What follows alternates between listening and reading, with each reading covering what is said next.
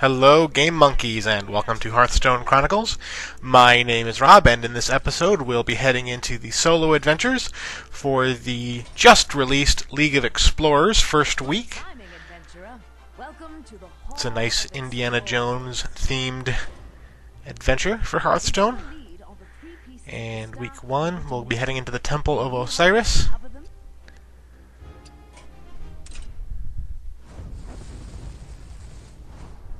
Oh, the dots across the map, they do an excellent job of theming from the Indiana Jones movies. The first piece of the staff lies in the ancient Temple of Osiris. Reno's inside already. He needs your help. So that looks fun. Alright, so for our first boss, looks like we have Zinar. Had to rub the shiny lamp he found. Kind of a genie in a bottle theme. And his hero power is draw a card, and we get a wish. So maybe we'll start off with the Hunt Goblin deck, which is like a Hobgoblin.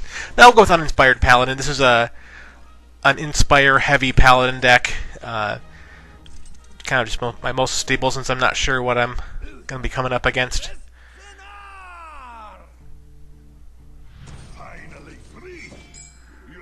Yeah, I think I'll just keep the Murloc Knight.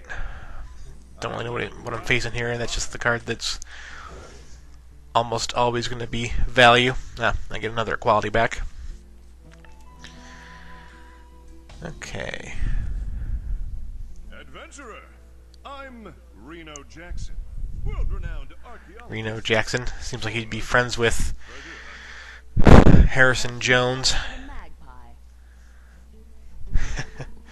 Alrighty, nothing really to do on my first turn, so let's see what comes out of his side. We get Wish of Glory, which lets me discover a minion. So I'll be curious as to see what the discover mechanic actually does. I get a couple of 1-drops from his side. So let's discover a minion. Alright, so seems like it's kind of almost an arena-style choice where you get 3 cards and you get to pick one. Emperor Cobra seems like the most efficient there. And now we get wishing for more wishes. Okay, and I'm seeing a theme here. He's got a lot of small, aggressive minions. Well, that's good. I do run Consecration, so I'm taking some early beats here. And he didn't trade his Wisp for my Silverhand Recruit, so I will be able to take out that Wind Fury. Wishing for more wishes. Now we get a minion and a spell we can wish for, so let's see. All of his guys seem to be pretty small, so Redemption seems pointless. Do I Holy Light for small gain now, or Lay on Hands for big gain later? I think I'm going to go with Lay on Hands here. Yeah, go with that. And might as well see what we're going to get from minion-wise. Arcane Golem I could cast right now, but there's nothing really big I would necessarily need to trade. I'm just going to go with more healing and just try to outlast him. Fencing Coach and make a dude. Take out the Wind Fury. Because I've got the Antique Healbot in hand already, so I've got a good number of healing. So as long as I can survive this early onslaught, I should do okay. Alrighty. And take some punches to the face. My hand's really feeling up here. Filling up here. So I might be running out of cards for too long. Don't need another Lay on Hands. Humility, of course, seems terrible. But if I take the hammer, I can clear all the Wind Fury off his side of the board and be in pretty good shape there. Of course, I'm going to draw another card. So that puts me... Yeah, that puts me to 10. So he's going to draw a free card and I don't get a wish. And I'm going to mill myself next turn anyway. Oh boy. Lava Shock's basically for free. But he doesn't have anything else to follow it up with. And there goes my other Murloc Knight.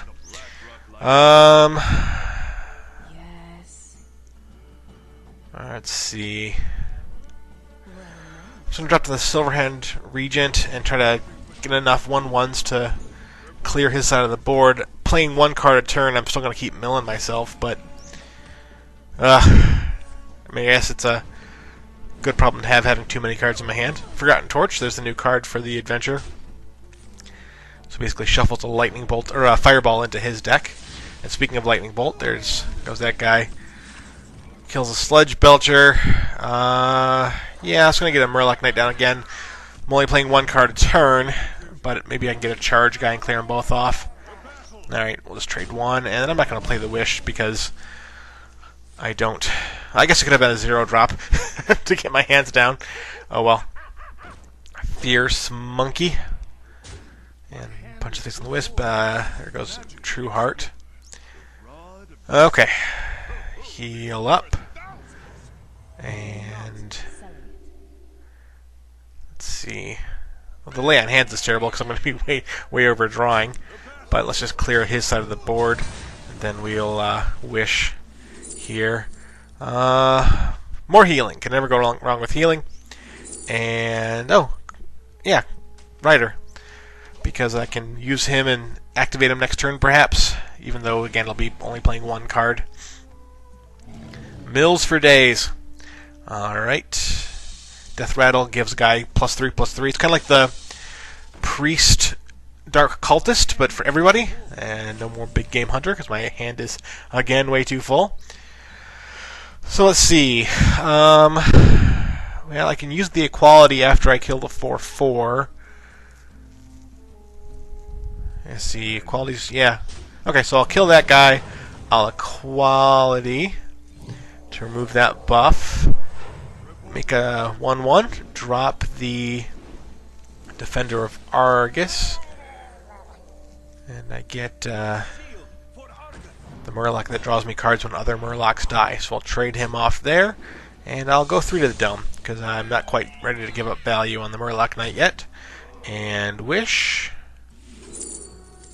Ironbeak Owl seems like the most utilitarian here. Yeah, so I've stabilized pretty nicely. He does have a 2/1 that I'm assuming he's going to trade into my 6/2, but that's fine. Wind Speaker with nothing to give Wind Fury to. And an Unbound Elemental. I don't need that Equality, that's fine. But I just want to start playing some more things. Knife Juggler, and then I will Hero Power to get 2 shots off with the Knife Juggler. Okay.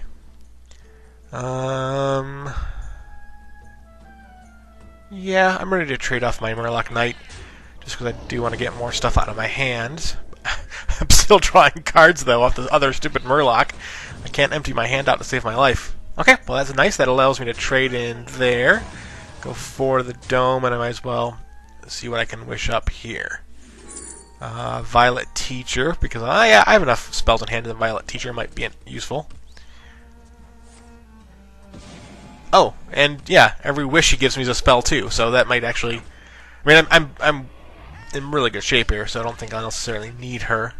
But it certainly is a nice little synergy. Hey, Pedro As If has started spectating me. Thank you, Pedro. Yeah, let's drop the Cobra. In case something big comes up. Consecration. And now I can trade off my Silverhand Recruit. Drop in a Fencing Coach, see if I can't take out one of them with my... Yep. And I can't Hero Power because my table's too full. But let's trade off the Anti-Keelbot, because I don't want to draw any more cards. And now, yeah, I can go Ape on that, discover a spell.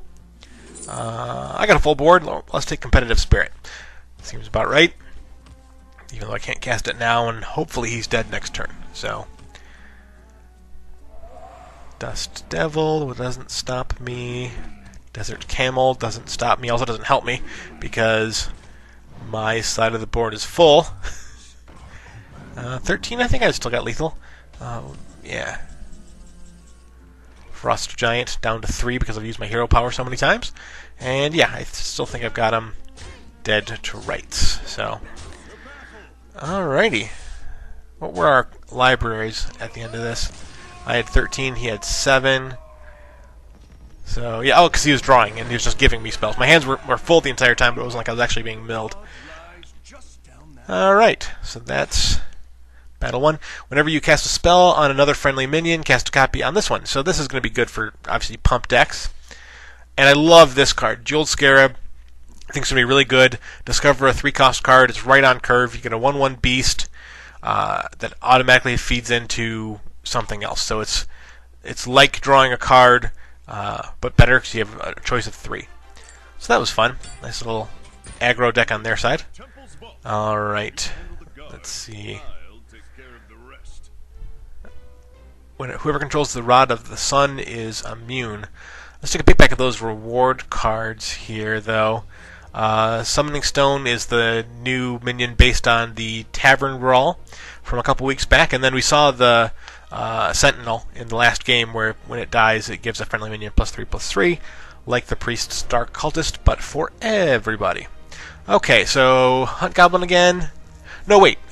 Something about immune in the hero power, so I'm going to go with one of my Warlock decks. I'm going to go with the classic Zoo deck. Hopefully take advantage of, at some point, being immune and drawing free cards off my hero power. Yeah, because he's already got the immune animation rolling around his hero there. And Shadow Flame will go bye-bye. I'll keep the other two. I want to read the animation. Haunted Creeper, nice. I want to read that minion. Okay, so his hero, Leper Gnome off the top. So, Death Rattle. Okay, so if I kill it, I think I get it. So we'll go Leper Gnome. And he passes his first turn, nice. So, yeah, Knife Juggler. And smack it with the Leper Gnome. I can trade the Knife Juggler into it next turn. Sun Fury Protector. He's gonna make me attack it. All right, planning on doing that anyway. Ooh, perfect. Flame Imp, and then depending on where the knife goes, yeah, I can Leper Gnome into that. I'll gain. Yep, perfect. That, and because it's a minion, I shoot another knife, draw a free card, and 3 to the dome. So that's nice. And a Void Walker, so I can throw some taunt down next turn. Coining into a Fire Guard Destroyer, and takes out my Knife Juggler. Alright. Well, I got the Power Overwhelming to trade. Throw that down, draw a card, and kill his guy with my Leper Gnome. And then 3 extra to the dome. So yeah, a Warlock was definitely the right choice, because I can hold on to this staff. I'm going to be drawing a whole bunch of extra cards. Implosion seems about right, because it only has 2 health. And smacks all day long. And its Death Rattles deal 5 damage to each hero, so that's perfect. While Pyromancer is going to board wipe. Nope. Apparently she's going to give him Taunt. Abusive Sergeant. Okay, well I can use that to power up one of the imps to take out the Pyromancer. Oh no, wait. I'm going to take out the Pyromancer with 2 of these guys and then use that to take out the Sun Fury Protector for the dome. Draw a free card, get a Dark Bomb, and with my last 3 mana, throw down the Imp Gang boss. I got him down to 9. Pretty good. Oh, Holy Firing his rod back. That's fine. But before I kill, I'll drop a Sea Giant, get the rod back, and draw a card here, I think, now that it's back to being immune. Yep. Alright, puts him to 11. And yeah, this was absolutely the right choice of deck type. At 11, we'll Dark... Let's see if we can't kill him with the rod. Throw the rod on there and shoot... Oh, wait, no, you know what? No. Yeah, because even if I plus it up with the guy, I should have swung with the giant first and then killed him with the rod, but we'll do it kind of reverse order. But yeah, that went fairly well. Having immune off a minion pretty easy. If only Harrison could see me now. Okay, so he is making a reference to Harrison Jones, which was pretty funny. So yeah, this is based off of the Tavern Brawl we had a couple weeks back, which I think is brilliant, because Tavern Brawl kind of becomes a way for Blizzards to have us test out possible future card ideas. So I think that's really awesome. The fun thing now is to possibly guess at what a card might look like for future Tavern Brawls. If we see a Tavern Brawl that's extremely interesting, we might go, oh wait, hey, that could be a card. Alright, so this time I finally am going to show you the Hunt Goblin deck. This is a deck actually based around Hobgoblin and all the fun little cards that you can interact with it in the Hunter class. Escape. Temple Escape. So is that a hero? I don't see a picture really. I'm going to keep all three of these because they're all pretty small. It doesn't have a health total. That's interesting. Just drop a taunt guy. He throws up a... yeah. Glowing pool. Draw a card. I'll gain an extra mana crystal. I got enough cards in hand. And now I can accelerate down my Hobgoblin and I'll swing. That's not a valid target. Okay, so it's not really a hero. But yeah, you can see Hobgoblin down. I can power up my Annoyatron and get a 3/4 with Divine Shield. Let's see. I'll just take the 5 damage here. Yeah, take 5 damage, and because when I throw down the Annoyatron, I will throw down the Timberwolf and smack his Zombie Chow and get myself back up to 30. So don't make no never mind to me. And let's see. Boulder and a 7/5 Death Shield guy. And he said the boulder at the beginning of your turn destroy the minion to the left. Ugh. Okay.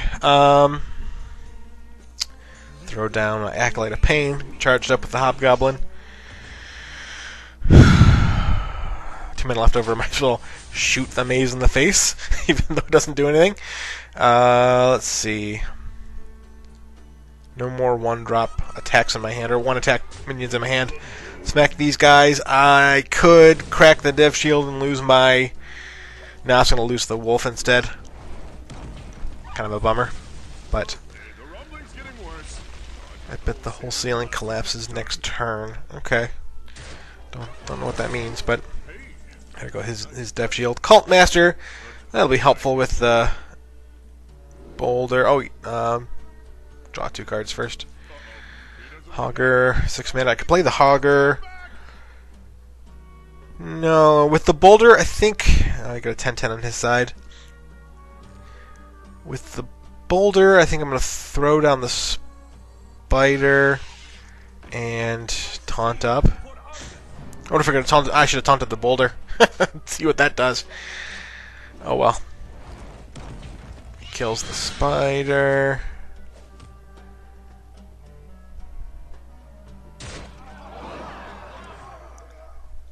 Snake trap for that.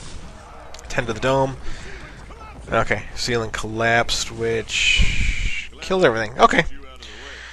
Well, now with an empty board, I will happily throw down Hogger. Yeah. So we can start pumping out some taunt minions, because it's all about staying alive for the next 5 turns. So we have a vanilla 5/10.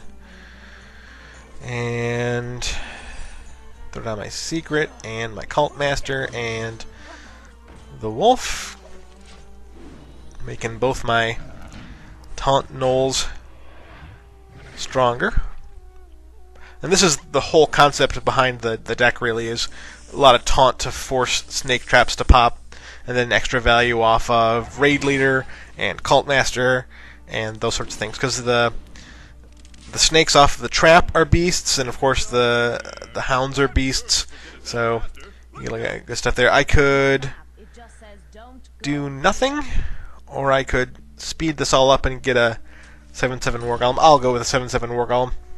I have enough of a board position to take advantage of that. So Raid Leader and take out the Taunt Spider. And yeah, I'll start just killing off his dudes, drawing cards.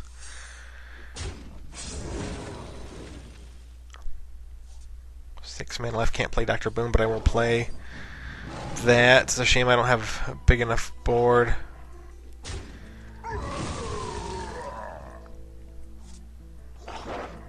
Yeah, kill that guy. So I have enough for one guy.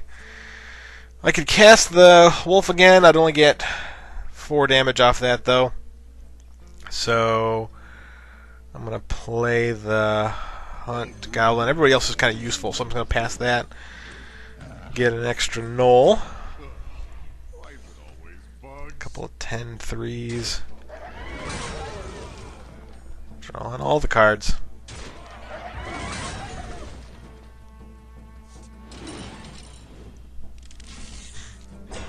Oh, I should have killed that guy, because that guy is the one making the taunt bugs. But it doesn't matter. Gonna quick shot there. Gonna quick shot there. I can throw down a taunt who gets powered up by the the Hobgoblin in the Hunt Goblin deck. Take out the bug. Yeah, I'll throw down a Sludge Belcher. And then I'll just trade off the wolf so that I have enough space for the other Knoll. So, with 3 taunt guys in the way, I think I just win.